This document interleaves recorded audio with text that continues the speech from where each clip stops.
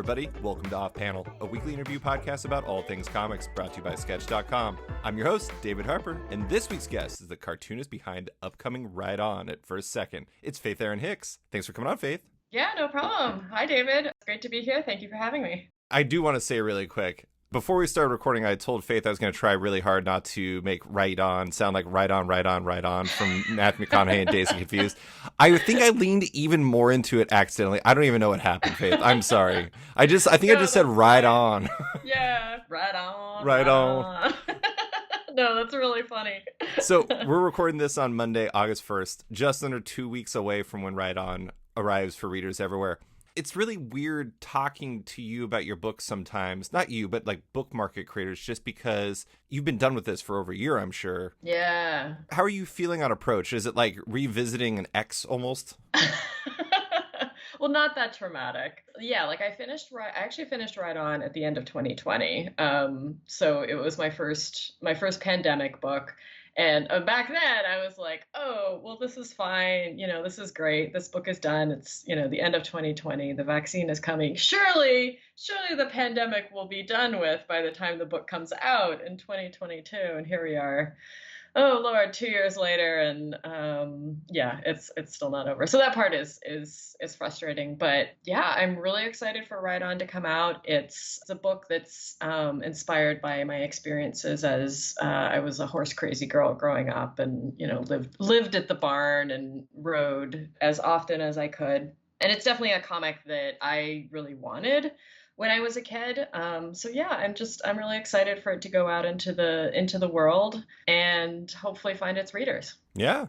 I think you're actually dangerously getting close to the sports world right now, because you have your horse book right now, your next book, which you're also already done inking. I don't know if it's complete, but Hockey Girl meets Drama Boy. I mean, that's sports. Plus, I think people who are involved with drama would probably say that there are like sport-like elements to the intensity to it at times. Yeah. So you're getting into sports territory, which I have to say I really enjoy. I'm liking this. Yeah. Thank you. Yes, I'm crossing the streams. I've never been much of a group sports person. Like teams. I always really struggled with the social aspect of it when I was a kid, but I was a committed rider. I absolutely loved it. It was my sport. Mm-hmm. So yeah, I feel like that part of my personality sort of bleeds into my comics, and it's I don't know. It's a funny quirk, but yeah, those are the stories that I'm interested in exploring right now. Well, I'll do a spiel about it. Ride On is your upcoming first second graphic novel with colors by Fitzpatrick. Here's the solicit. Victoria has always loved horses, but riding competitions is high stakes, high stress, and shockingly expensive. And even though Victoria's best friend Taylor loves competing, Victoria has lost her taste for it. After a heartbreaking fight with Taylor, Victoria needs a new start at a new stable. A place where she doesn't have to worry about anything other than riding. No competition, no drama, no friends, just horses. Edgewood Stable seems ideal. There are plenty of horses to ride, and Victoria is perfectly happy giving the other riders the cold shoulder. But can she be truly happy with no friends? It's fantastic. I loved it. Thank you. It's extremely you in the very best of ways. I know you already mentioned this. You yourself were a horse girl, and you are a Star Trek fan, which plays a big part here as well. Yes.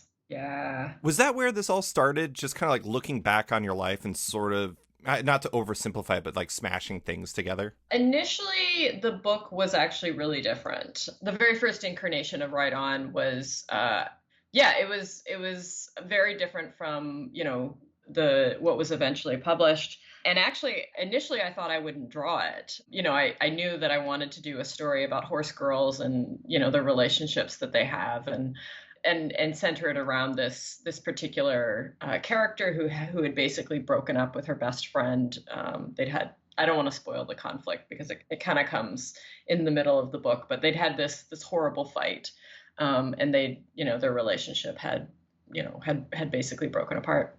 So I knew I wanted to tell the story, about these characters and, set in the world of horses and riding.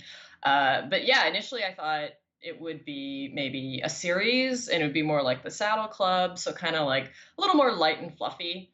Not to say that Ride On is dark by any stretch of the imagination, but a little less personal. But then the story sort of changed and evolved a bit, and the Star Trek elements came into it. And then it became, yeah, like more personal. It became, more influenced by my own experiences as a horse girl, and then also as a lover of science fiction and fantasy, in particular Star Trek. So once that happened, I knew that I knew I didn't want to give this story to another artist to draw. I wanted to draw it myself. So yeah, that really changed the trajectory of the story. But yeah, I have like a notebook that's full of just like, dumb ideas and just like thoughts and that kind of thing. I feel like every writer has that notebook. And there's just like this one notation in it that says horses plus Star Trek. And that's pretty much it. Like, I feel like that's where the actual published incarnation of Ride On came from. Was the idea that someone else would draw it, did that stem from the original idea that it was a series and you're like, I can't tackle a series all by myself, basically? Yeah. Honestly, over the last couple of years, since the pandemic began, actually, I've prioritized slowing down a bit. Just, feeling, I mean, I don't know, the pandemic has been difficult, and just feeling like overwhelmed by work and by this unprecedented situation that we're all in. So I've just, for the sake of my mental and physical health, I just decided to slow down a bit. But when, I was first thinking of Ride On, it was a few years ago, and I was like, okay, I want to produce even more. And what's the best way to produce even more? Well, that's to write and get other people to draw it, because drawing, the drawing part of comics is very, very time consuming. But yeah, that, like now my perspective has changed, and I'm trying to allow myself to be content with producing works at producing comics at like a less rapid rate. You did share that tweet. All right, I don't know if it was on Instagram as well. It was on social media. Let's put it like that. Okay. Where you had the amount of, you showed your cat next to all your pages, yeah. And it was the amount of comics I've drawn since 2015 is twice the height of my cat. And like the interesting thing when you think about that is like, that's obviously a lot of pages by itself, but you were also writing those, and then you're penciling them, and then you're inking them. Yeah. And that's just a lot. I mean, that's a lot of pages. It's funny when you put it in the context of twice the height of your cat, it's like kind of hard to like contextualize what that means, even with the cat in there. But the ultimate point is it's a lot. And I imagine that would kind of lead to feelings, especially when you're maybe not mentally there, like you don't necessarily, you're not feeling it or something like that. I'm not surprised there was a desire to slow down. I kind of feel like, I mean, everyone to a certain degree decided to slow down. Okay, I'm not going to say everyone. A lot of people are just like, you know what? I'm just going to keep living. But it seems like a solid choice for a creator, to be honest. Yeah, I mean, I went full time in comics. So comics became my job in 2008. And it actually initially wasn't my choice. My background is actually in animation. I went to college for animation and worked in the animation industry here in Canada for a few years. And then 2008 happened, and there was like this giant financial collapse. So I lost my job, and by that time was making like this minuscule amount of money drawing comics, and was like, well, I guess I'm gonna do this until the money runs out. And like it was financially like really scary for good number of years. I want to say like 4 years. Like I would, like I lived in Halifax, Nova Scotia, which is at the time was a very affordable city. I don't feel like it's nearly as affordable as it used to be. I had a roommate, my expenses were very, very low. So I was like living below the poverty line for like 4 years. And that was like really scary. And, like that sort of instilled in me kind of, I mean, I call it like the freelance terror, where it's like, you're so scared to turn down work because, like you're scared because, what if I need that job later on? So from like 2008 through really 2020, the beginning of 2020, I was just like, I have to take every job that's offered me. I have to constantly be looking for work.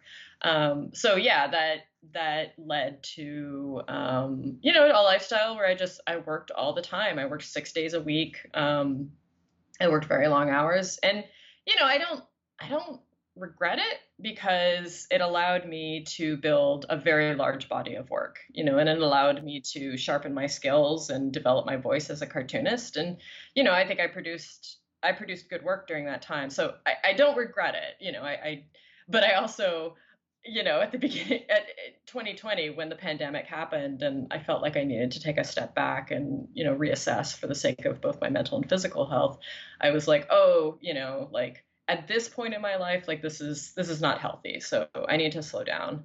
And to some extent I did that. But yeah, I mean, I'm still drawing comics. So yeah.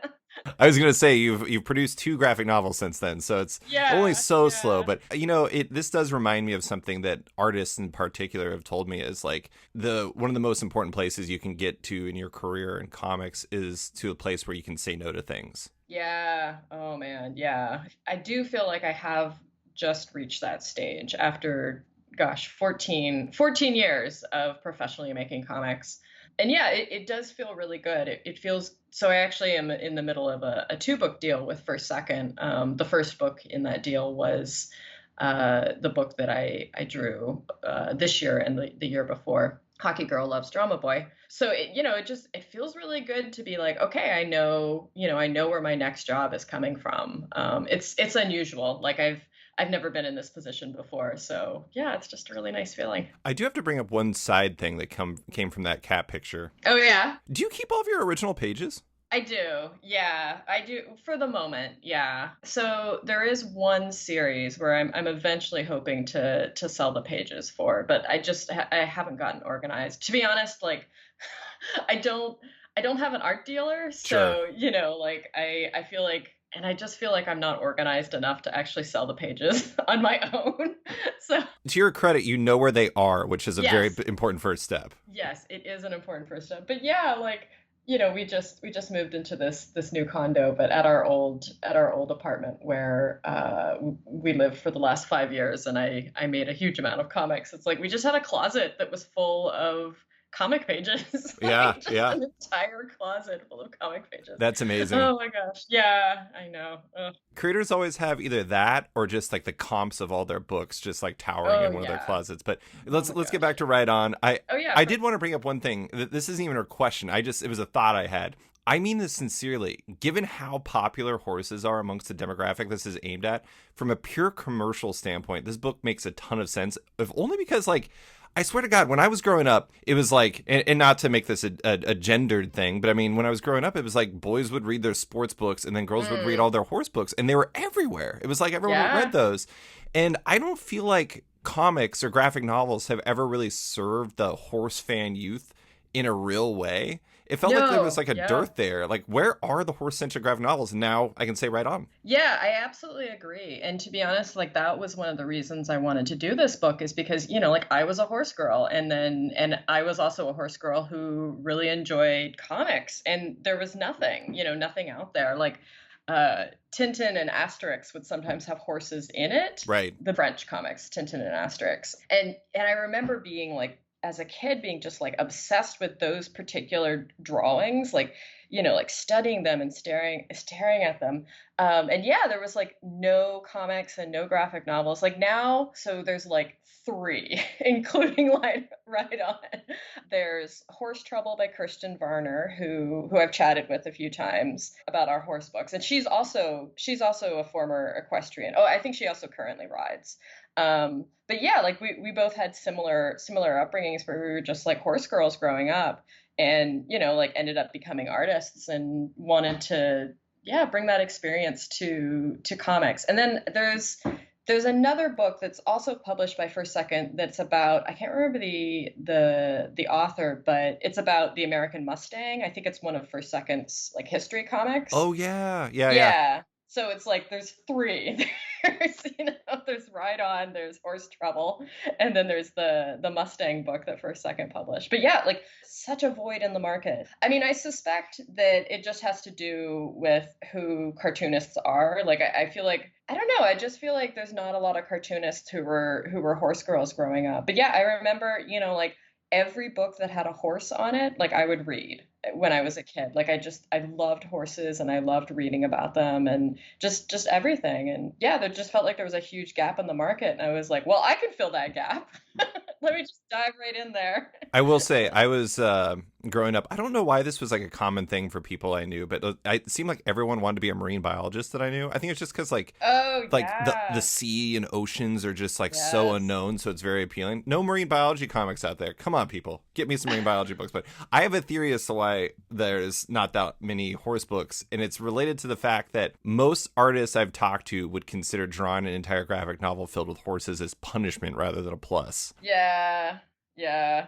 Are you the one artist who actually enjoys that? Well, I will say that horses are difficult to draw. And I wasn't super comfortable drawing them. To be honest, like so when I was a kid, like I all I drew was horses. I am like familiar with horse anatomy and like how someone should draw them, but to be honest, like I was very out of practice. Like I hadn't drawn horses since I was a kid. So relearning how to do it was difficult. It was a challenge. And like sometimes I'll look at the drawings and write on and I'm like, oh, like because it's like, when it's the beginning of a book, you're learning how to draw, how you're going to draw this particular character or this particular horse a certain way. So it's like you learn as you practice, as you go along. So yeah, like sometimes I'll be looking at some of the certain pages and write on and be like, oh, I wish I could go back and fix that. But yeah, like, once I got more comfortable drawing horses, it's like, yeah, I did start to enjoy them. To be honest, like I'm not someone who enjoys drawing like things like cars or bikes or, like technology. I like drawing organic things. So yeah, like, there's a couple scenes in Ride On where like characters are riding around on bikes and I'm just like, I would rather draw 10 horses versus one bike. I think you just nailed three of the top like five things artists hate to draw. Yeah. I don't know why it's always like methods of conveyance. Maybe it's because people have to ride them, and so it's the combination, and maybe that gets a little wonky. I don't know, but it's Mm. bikes, cars, and horses are a thing. Well, and crowd scenes, but I don't think that's really in the same realm of that. But No, that's just crowd scenes are just grueling. Like they just take a long time, but they're not hard to draw. I mentioned before that you were penciling and then inking. I actually don't really know your process when it comes to that. Do you pencil first and then go back and ink? Yes. What's your process for bringing a graphic novel to life?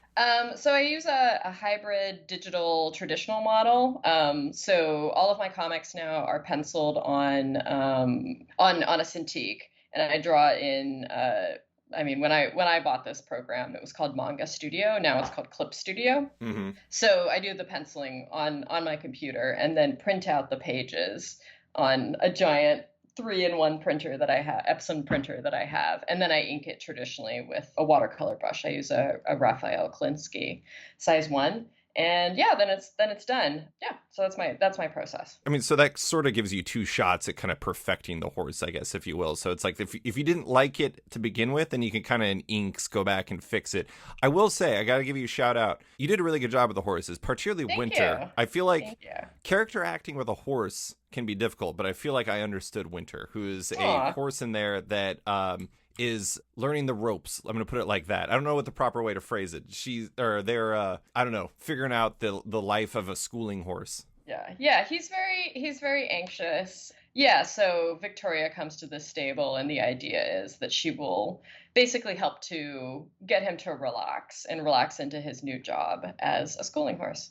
So yeah, thank you. Thank you so much. Yeah, horses, it's like and I like that was another thing too. Like I didn't want the horses to be cartoony. I wanted them to look like horses.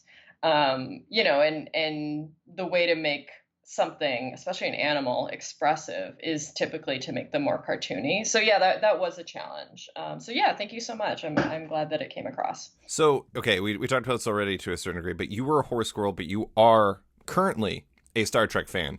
Yes. To the point where when I was reading your tweet, I was just kind of doing my research, and I came across you saying that I think you watched Lower Decks season 2 Yes. 3 times or something like that. Yes. It makes me Oh, feel I like I need to love. watch that. Oh, please do.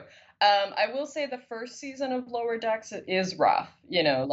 I like a lot of Star Trek, to be honest. I feel like the first season, the writers and the showrunners were, figuring out the characters, figuring out their approach. Season 2 just settles with one exception. There's like one episode that I didn't think was very good, but Hmm. season 2 just sort of settles into this like really good groove where the characters are, yeah, just really well written, and there's lots of like goofy Star Trek adventures and like Star Trek comedy. So yeah, I really recommend the show. It's great, and it's like like I'm someone that I grew up watching Next Generation, and like that was my show for many years. Like I loved it so much. And then as an adult, really got into Deep Space Nine. Love Deep Space Nine. That was my Um, one growing up.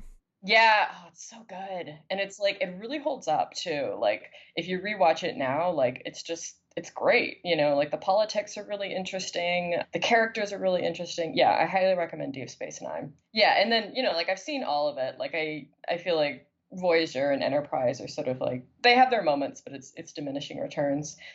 But then like Lower Decks came out, and it's like, I mean, I don't know the people that work on it, but it's like I feel like it's written by people who were like me, who kind of grew up on Next Generation, and really like Deep Space Nine, and are just kind of like, yeah, what if we existed? Like us people who are not the main characters of any stories, just like kind of the people who are like not the Captain Picard. It's like not the people who would be on any flagship of the Federation, but it's like these people exist. Like of course something as huge and vast as Starfleet, it's like of course there would be like losers in the ranks, or like people who are just like ordinary people trying to do a job. I mean, Next Generation had Barclay, who was Hmm. just this like kind of wiener.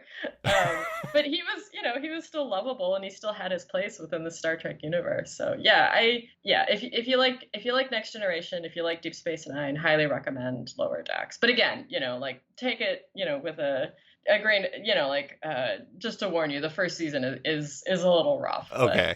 second season's great. Third season premieres August 25th, so I'm really hyped for Nice. I feel like you're Sam right now, getting hyped up for the next season of Beyond the Galaxy. it.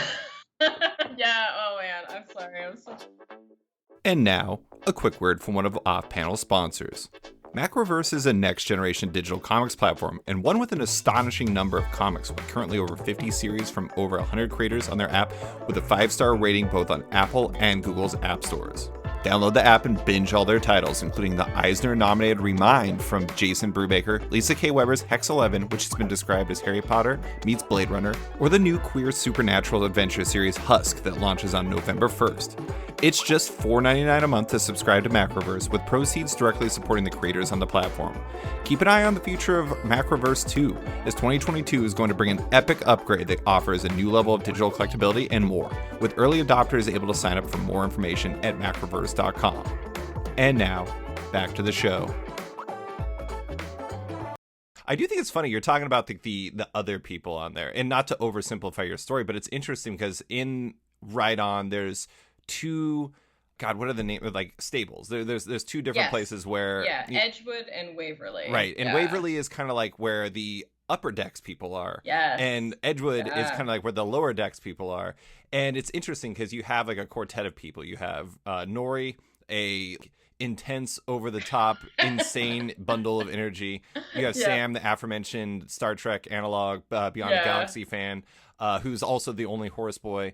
You have Hazel, who's very quiet and is just basically like is Nori's best friend, and also is just happy to be there, basically. Yeah. And then you have Victoria, the new girl, the spy, as Nori might put it, from Waverly, who came over there for reasons unknown. The thing I really love about this book, it's really deep down. It's about three things, at least in my mind. So I apologize in advance if you think I'm wrong. Friendship, loving things, and how sometimes people can grow beyond one another when they love things, or the things that they love, when they kind of connect to them in different ways. Because it's Yeah. like, sometimes it's like, maybe you really love Star Trek and I like it, and like you're like, David, you suck. You need to love this. That's the thing that could happen. But did those two elements, like the horse and Star Trek aspects, mostly stem from the former being something that you grew past and the latter being something you never did? Yeah, absolutely. Yeah. Like and that is 100% what the book is about. So, I'm thrilled that came across, and that you picked up on that. No, that's fantastic. Yeah, absolutely. So, like in my childhood, I was a horse girl, and like that was my identity. Like I was very committed to that identity. Like I loved horses. All the books that I read were about horses. Like I would get like Breyer models. If people don't know, Breyer horses it's like I mean, I don't want to say it's a toy. It is a toy. It's a figure. You can get these beautiful realistic versions of certain horses. The Briar community is now going to protest you. Oh my gosh. I mean, like people are collectors, and there's like shows where you can go and display your Breyer models, and people modify them and that kind of thing. So yeah, like it's a very intense community. But like I was super into Breyer horses, and so yeah, like my identity as when I was quite young was like horse girl. And I was so committed to that identity. And then I got a little older, and I started getting interested in other things. And one of those things was Star Trek. And I started reading like science fiction and fantasy and really fell in love with those genres. And that was kind of like, it's the challenge of growing up, and it's like, I still loved horses and I still loved riding, but now it's like I liked other things as well. It didn't define you. Yes, exactly. And then, like when I was a kid, I was like, well, surely, when I grow up and become an adult, like I will have my own horse. I will have like some kind of job related to horses. But, like here I am as an adult, and it's like I'm a cartoonist, like, and I don't have a job that relates to horses at all. And I don't have my own horse. So yeah, like the shift in identities, like the shift as you grow, and you sort of shed your old identity and create a new one that is different. Like sometimes that can be really traumatic, because it's like it's changing your perception of who you are. So yeah, that is 100% what the book is about, for sure. I love how, it's like when you think about it, shared interests are almost like a social skeleton key. It's like it's like a way in the door, a foot in the door, so you can get to know people and everything like that. But I do think it's really interesting, and I don't want to get into spoilers or anything, but it's interesting how those shared interests can both make or break a relationship without people like really thinking about it. Like that's such a core part of the story. And I don't know, I mean, it's like in some ways, it's not to oversimplify it again, like, fandom is like such a core part of this book, because the things that you love can tie you to people forever, or it can like, it's like maybe sometimes you move on because of it. Yeah. I mean, this is great. I'm so glad I came across in the book. And I also think it's important that, we realize that it's okay if you don't have that commonality with a friend. Oh, yeah. Like I have friends who are Star Trek friends, and it's like I love talking about Star Trek with them. But then I have friends that are not interested in that. Like there's one scene where Victoria and Nori in Ride On, where Victoria and Nori are talking, and Victoria is basically like, well, what would happen if your best friend, who is Hazel, the very quiet girl, what would happen if your best friend stopped loving the thing that you love, the thing that you share? And Nori's like, well, we'd still be friends, like we'd maybe talk about other things, but we'd still be friends. So yeah, like I think, I wanted to show that like that is possible as well, even if your interests change. But then sometimes it's not possible, because Victoria breaks up with her best friend, Taylor, because basically the big commonality they had was horses. And when that is lost, the relationship isn't there. I read this kind of at the perfect time, because I read this right around the time when I was going to my 20th high school reunion. Oh, wow. Yeah. It was really fascinating going there and then like kind of thinking about all these relationships I used to have, and then how like one day it was just like I had my Victoria and Taylor split, and it was like it was never for something as specific as what they had. Yeah. Nor did I have like the euphoric like breakthrough moment that Victoria has in the book. But it was, you just kind of have those. And sometimes it's for very specific things, and other times it's not. But I do want to talk about your own fandom very quickly, because you're someone who, when you really like something, you celebrate it. Like you had Nadja from What We Do in the Shadows art on your Twitter, along with Murderbot, who that series I really need to read. Gina Gagliano recommended that to me once, and I really need to read it. And then you also posted, I want to say, still a killer, 15-year-old Resident Evil 4 comic about Ashley, the president's daughter. Still works. It's still really good. You. I love the part where she hugs onto the back of Leon. It's perfect. Yes. Stay close.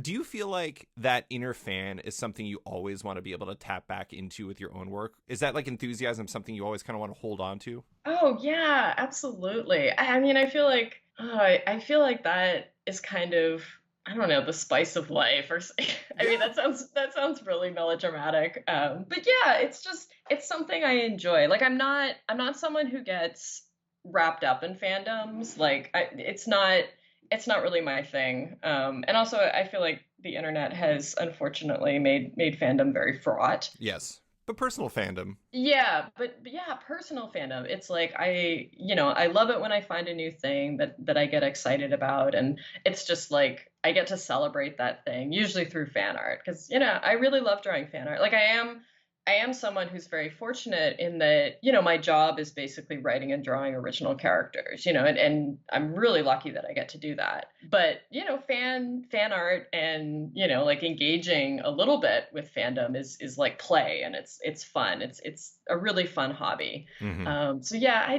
I really enjoy it. I love doing fan art. Yeah, and you're very good at it, I gotta say. Thank you. Thank you. Oh, yes. And I highly recommend the Murderbot book series by Martha Wells. It's so good. They're kind of novellas, right? Yeah. So there's four novellas. They're quick reads. And then there's a novel. And then there's a fifth novella. And supposedly there will be more novels coming. So yeah, they're not long, except for, the novel is a proper novel. But yeah, I highly recommend them. They're so good. I'm reading the opposite of a quick read right now. I'm reading The Three Body Problem. I don't know if you've ever read that. Oh my gosh. Good luck. I love it, but it's just, I finished a chapter and I'm like, I need to take a nap now. That was a lot. I do want to say, before we move on from embracing your passions, I read in an interview that you said that you would love to do a space horror comic a la one of your favorite movies, an Alien. Yeah. I love the Alien franchise. I am like Hope Springs eternal about that franchise, despite the fact that approximately 2 of the movies are actually really good. Yeah. I would love to see a space horror comic from you, even though I'm sure you're probably like, I don't know if that would work. Yeah. I really love space horror. I don't know why. Like it's I don't know why it hits me. Like it hits like a certain nerdy quadrant for me. Yeah, but yeah, I love Alien, but I actually really like the trashy parts of that franchise as well. Like I love Prometheus. I loved Alien Covenant. I really like the first Alien versus Predator movie. Okay, Like okay. the second one is extremely bad, but I don't know. Like I like both parts of the franchise. Like I would say I would agree with you. There are 2 movies in that franchise that are good. Alien and Aliens. Like those 2 movies, they're amazing. They're classics. Everyone in the world should watch them. But after that, like it's kind of a mess. Yeah. But I still kind of love it. Like I can't help. I gotta say, I'm glad you opened that door because I also do. And I don't know if I'm there with AVP. Like, I watched the Aliens versus Predator and I'm like, Oh yeah, that one's definitely the low point of the franchise. but Prometheus and Alien Covenant, I feel like there's, between the 2 of them is one incredible movie and then one Yeah. stupid as hell movie. But I appreciate all the pros and cons of that. At least it's Ridley Scott taking a big swing. But Yeah. anyways, I wanted to ask about the cast. I love the entire cast. And I enjoyed 2 things about them a lot. I'll get to one here in a second, but one was that each character was wildly different. Oh, thank There's you. the outrageously expressive Nori, who I already mentioned.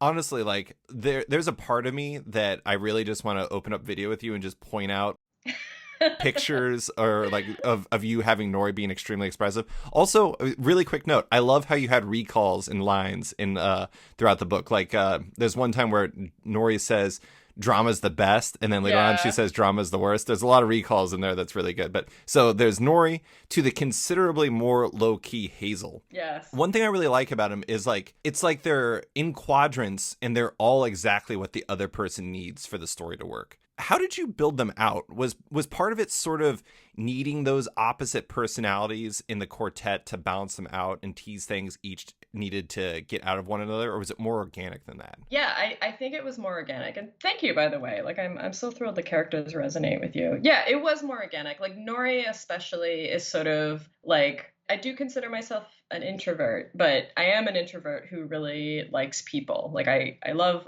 people, like I'm always really excited when I get to see people. Like I'm not someone that would ever want to like go live in the woods and Yeah. just, I'm not that type of introvert.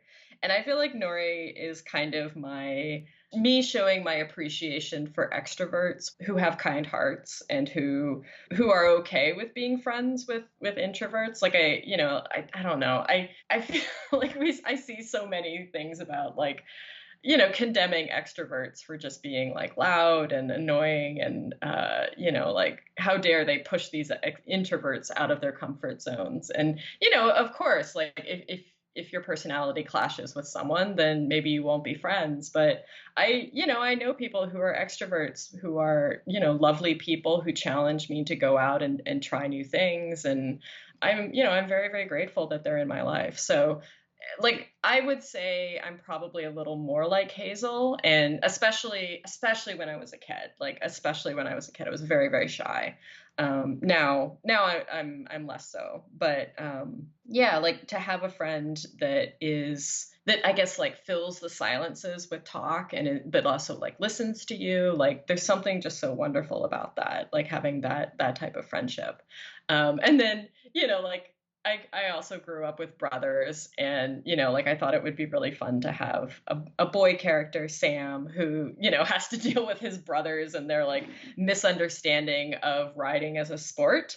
Because yeah, like that's something I feel like you hear a lot from people who don't ride, who are like, well, the horse does all the work. Like that's not a real sport. And it's like, no, it is a real sport. It is an incredibly complicated and nuanced sport, and it's like you don't understand, like, so I really enjoyed that particular arc where Sam gets to show his brothers, like how amazing, being a rider, being an equestrian can be.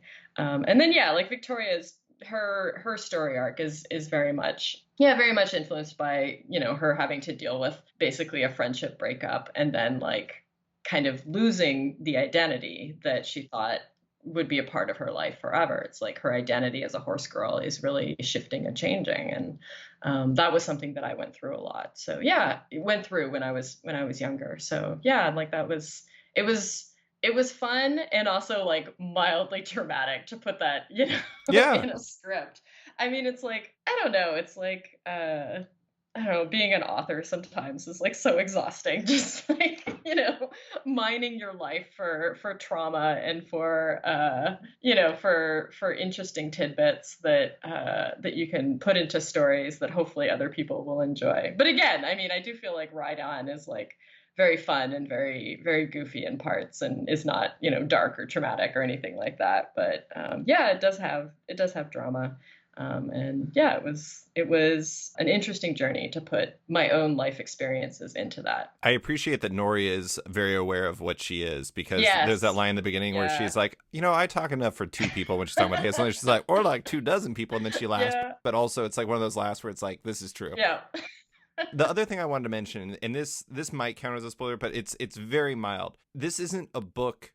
When I was reading this, you kind of know the cadences of these types of stories in Yeah. your head, and you know what typically happens. What typically happens is that there's going to be love in the story. And I appreciate that even though there are nods in that direction with kind of looks, because you're always so good at those little looks, Yeah. it's about another universal truth to youth, which is finding your people rather than love.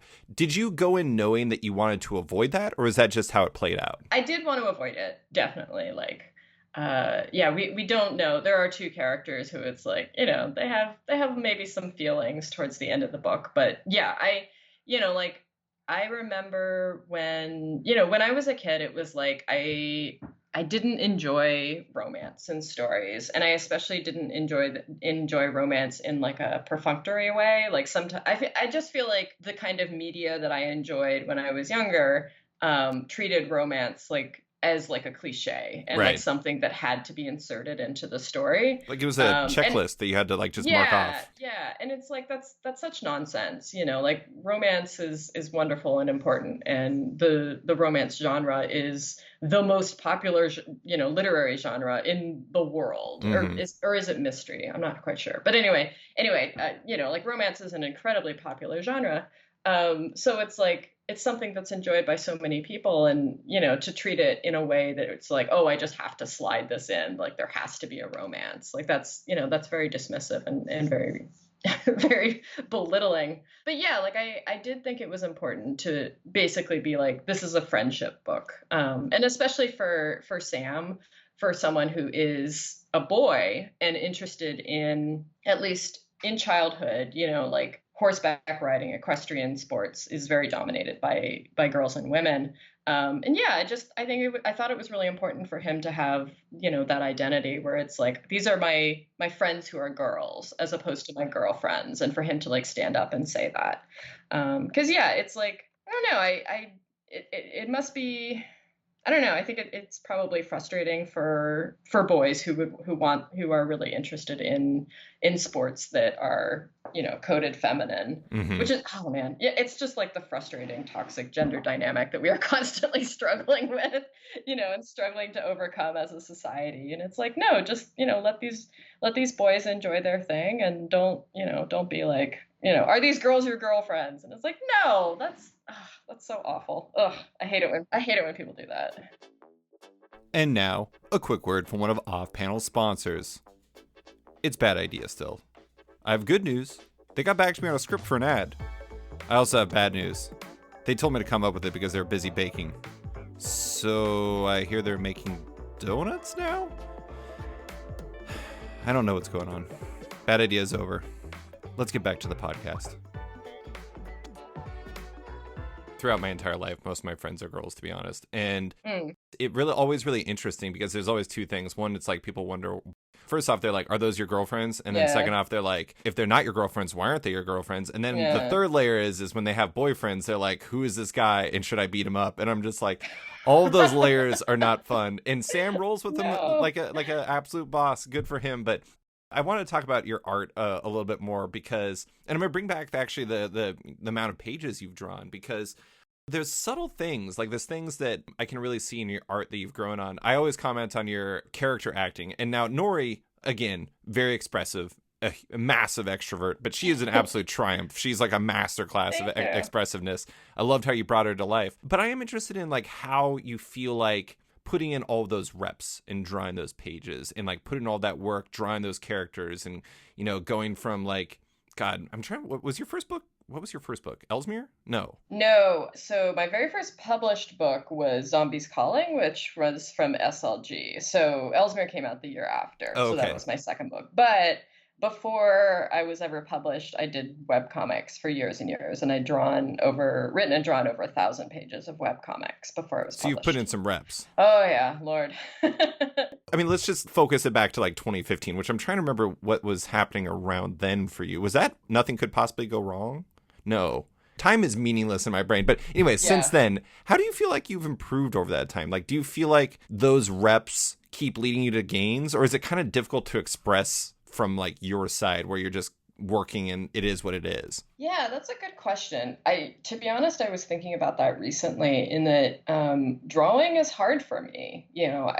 I don't, and I don't really know why. Like, it's always been very difficult, very time consuming. And I just mean difficult in that it takes, I don't know, like it takes a lot of mental energy to like sit down and like summon these images from my brain and try and put them down on the paper in front of me. And I see some artists and, like, I don't know what their struggle is. So it's like, this is like my perception, but, they lay down a line and they lay down another line and it's like, it's great. It's perfect. But it's like, I feel like I make a mess when I draw.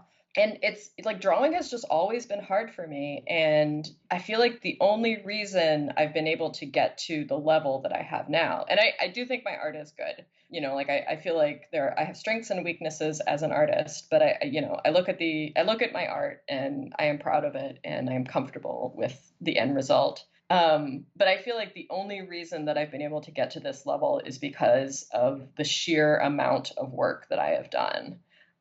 So it's just like grinding away and putting in those hours. And yeah, like I don't know. It's not something that comes to me easily or naturally. But there's also maybe a part of my brain that likes the challenge. Yeah. I don't know. But yeah, just like I had to put in that work, and I do see, like, I feel like there's different ways that you can be a cartoonist. Like, I do feel like my strengths are acting. And so like having the characters act on the page. And, my strengths are like having characters act in a way that is natural, that seems inviting for a reader to look at. And I feel like that part of my skill is innate.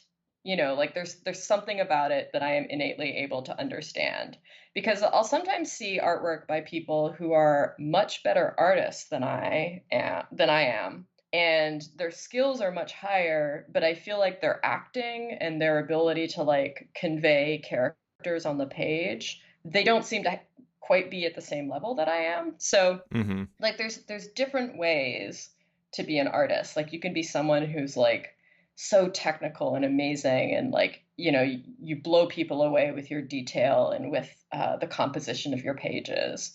Or you can be someone like me who it's like I'm just interested in telling stories, and I'm interested in engaging characters. And I feel like comics is actually the perfect art medium for me because it can be just about characters and just about storytelling.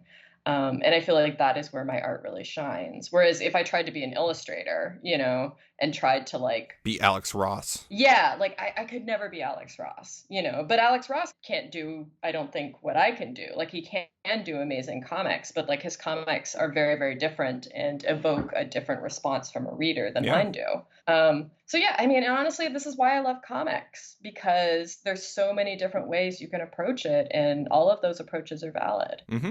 To be honest, it's something that is still on my mind. Like even today, like this past week, I was just like I really wanted to like just sit and draw and have it be easy and be fun. And maybe the heat wave was just not allowing me to do that because it was just so friggin' hot. But yeah, I don't know. Like even when I sit down and try to draw for fun, it's like it's work. It's a lot of work for me. Well, I mean, somebody expressed it to me recently where it's like drawing is very decision intensive. You're always having Yeah. to like make these decisions. But I will say, like, when it comes to character acting, I feel like there's like and maybe again, maybe this is an oversimplification. This is apparently oversimplification hour with me, but I think sometimes it's like some artists try to draw how certain emotions look.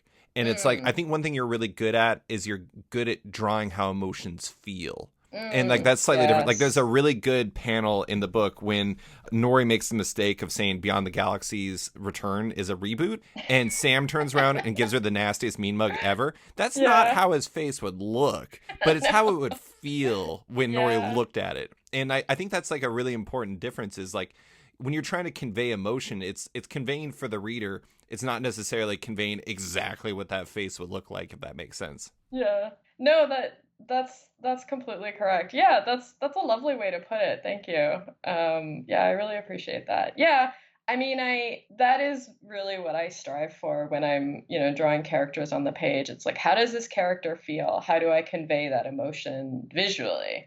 And yeah, like I mean, I agree with you. I do feel like sometimes certain art can be very, very stiff and very stilted because it's like someone is trying to represent that emotion as it looks as opposed to how it feels. Right. And yeah, like, and I mean, again, it's like, as an artist, if you're interested in being a cartoonist, it's like draw what works for you, because like I have readers where it's like my artwork works for them and they really enjoy it. But then, there's other people where it's like my artwork doesn't work for them. And it's like, that's fine. Art is not for everyone, like you can't, write and draw a comic book that everyone in the world loves. Like that's just impossible. I remember one time an artist told me that like Dave Pilkey's art was terrible and it's ridiculous that those books are so successful. I'm like, I think you're missing the point because you're not a Yeah. child. Like, I mean, it's like Oh, it's perfect for yeah. what it is. Yeah.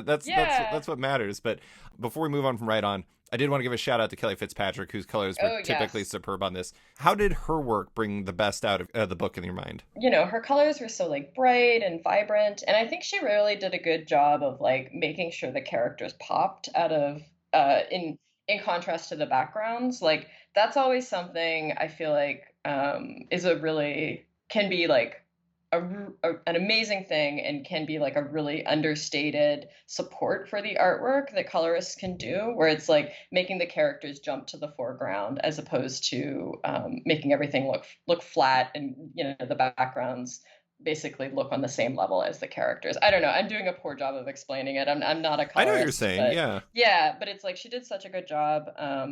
Like with Right On, that came after I did The Nameless City with Jordi Beller as a colorist, and she was just freaking amazing. And then I did Pumpkinheads with Sarah Stern as a colorist, and she was also amazing. So it was like really, like I had well, God, 4 books now, 4 books colored by amazing colorists. So poor Kelly came in with like huge shoes to fill. And yeah, she absolutely knocked it out of the park. I'm very happy with how the book looks. Okay, so before we go, I want to talk about a few things outside of Ride On. Yeah, for sure. There was just a new entry into the growing library of Avatar: The Last Airbender releases announced. It's a book Yes. focused on, is it Azula? Yes. Coming in Azula. 2023. Yes. That's another example of you getting to celebrate your fandom in the work to a degree, I think, because you're an Avatar fan, right? Yeah, yeah, huge Avatar fan. Yeah, like I started watching it. Seasons 1 and 2 were over when I became aware of it, and season 3 was airing. So I, caught myself up on season 1 and 2, and I think 2000 and then season 3 aired in 2008, I think. Mm-hmm. And I just remember like watching the finale with my then boyfriend, now husband, and we'd like just started dating in 2008, and I was just like, we're gonna watch the finale together, and I was like, don't touch me, don't even look at me. I just, I gotta focus on this.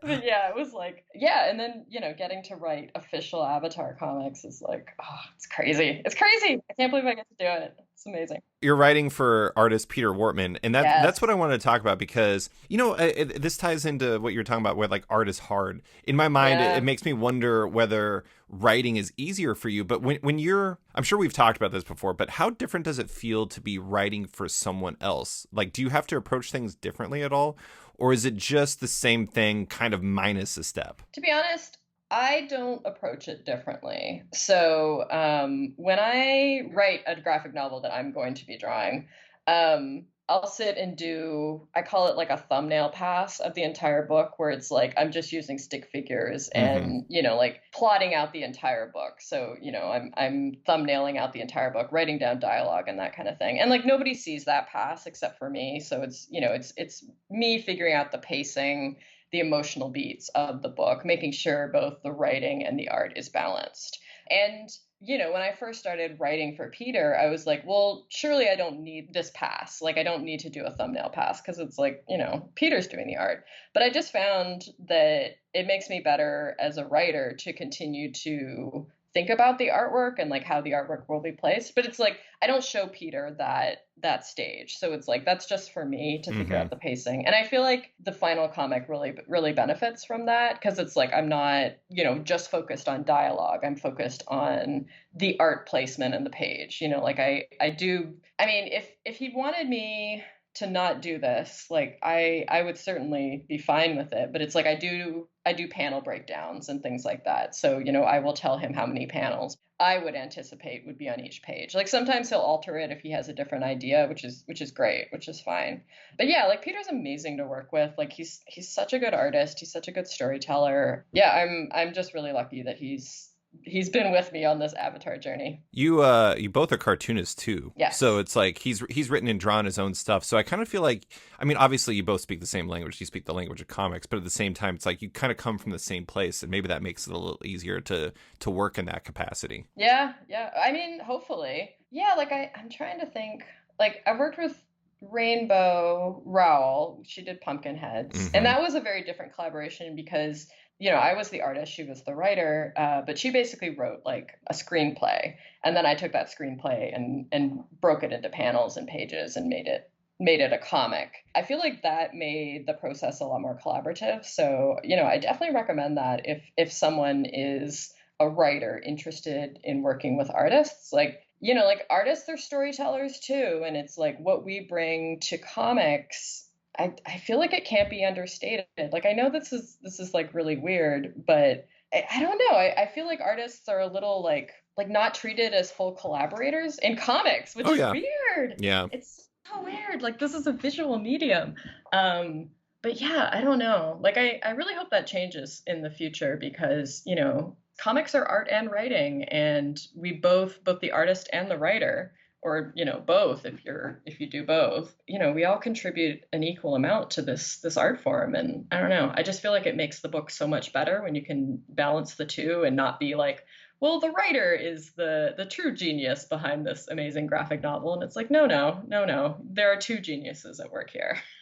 I think sometimes it's because there's two things. I think sometimes it's like people have a harder time talking about the art. Yeah. And then the other thing too is like you kind of, I think some people look at like writing as the story and like art as like the implementation of the story.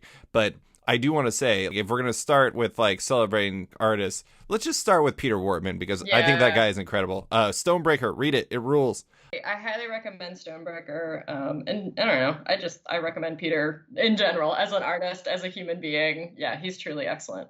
You know, I mentioned before we start recording, I want to bring this up. Amidst all of this other comics work, you made one of the most shockingly relatable and painfully effective comics I've read in recent memory with the short When Everything is Bad and You Make Comics, which you posted to social media. It's effectively about like the powerlessness you feel as a storyteller when the world is in bad place, as ours is. I have to say, you know what's even worse than When Everything is bad? Okay, it's all bad, but I mean, it's like When Everything is Bad and you write about comics is like, oh my god.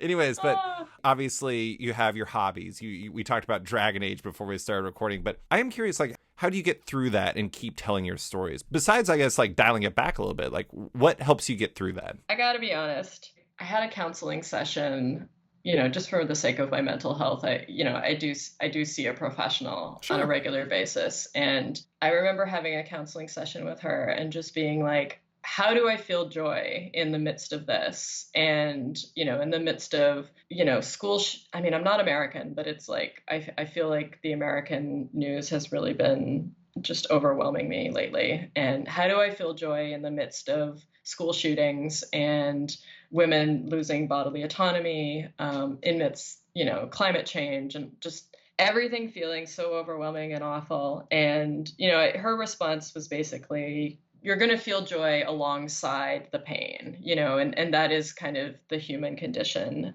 And, like that's what I try to do. Like I try and allow myself to feel, to enjoy my artwork, to enjoy like my little corner of the world, my ability to tell a story that I enjoy that maybe hopefully someone else will enjoy. And then alongside that, also feel like incredible grief over the state of the world. And it isn't enough, like it isn't enough. Right. Like nothing that I do will ever be enough. But for me, and everyone copes with this differently. So, I just want to say for me, what helps is sitting down and doing something. And for me, that something is comics. Like at the end of the day, I make comics, and that comic that I made that went viral on social media. Yes. It was very much it wasn't entirely about comics. It was just about sort of the uselessness of being a human being, and just sort of the reality of there is nothing I can do. I am not the main character in this story. I can't save the world. I can't affect huge change that will have an impact, like I don't have the power to do that. And I still don't. Like nothing will change that. But at the end of the day, I can still make comics, and that's all I can do. I just pick myself off the floor after lying on the floor and grieving for a while.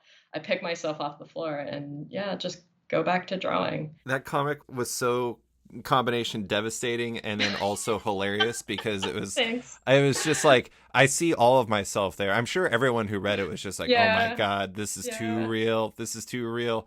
But hey, you know what? You're always really good at expressiveness. You're always good at bringing characters to life. Apparently that works for yourself too. Good job, Faith. Yeah, thanks. Yeah, I mean, I saw a lot of like outpouring of like sympathy and like relatability in response to that comic. And it's like, if it gave people like, I guess, a moment of connection, then I appreciate that I was able to do that. I don't know. I mean, I don't know. I find my relationship with social media is fraught, but I was very happy for that moment of connection with other creators, other people who do podcasts or like who write about comics or who make video games, like anything where you're not like a Supreme Court justice in the majority, because it's like those are the only at that particular day, those were the only people that were the main character in this particular story and could affect change. Yeah. So yeah.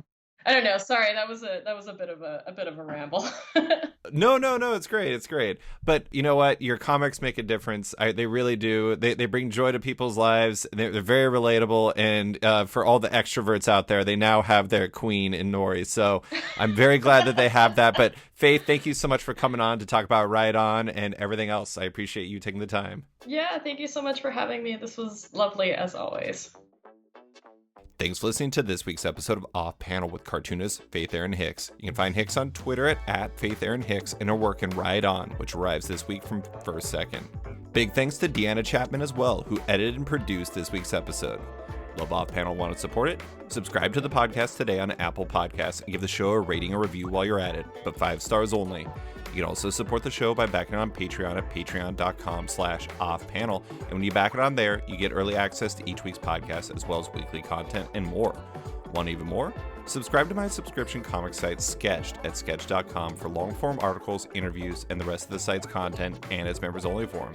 You can find Off Panel and Sketched on social media by liking it on Facebook at /Sketched. That's SKTCHD. Follow it on Twitter and Instagram at @SketchComic or following me at @SlicedFriedGold.